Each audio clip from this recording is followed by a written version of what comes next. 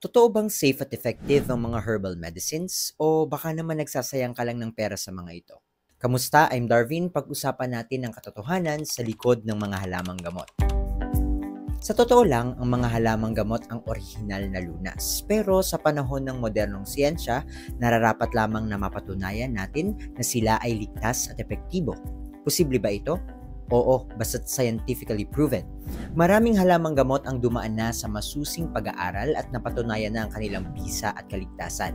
Ang herbal medicines ay may potensyal na maging kasing epektibo ng mainstream drugs dahil natural silang naglalaman ng bioactive compounds na tumutulong sa paggaling ng katawan.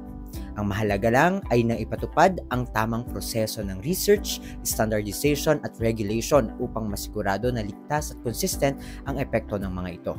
Ang Department of Health o DOH mismo ay nagbigay ng suporta sa 10 halamang gamot na scientifically validated at clinically tested.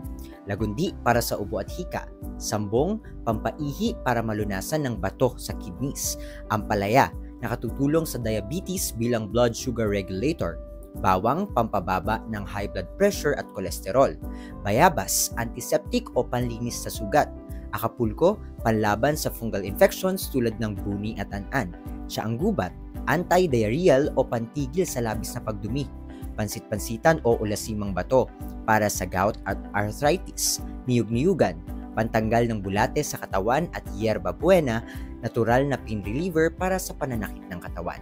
Sa tamang paggamit at gabay ng eksperto, kaya ng mga halamang gamot na maging bahagi ng modernong medisina.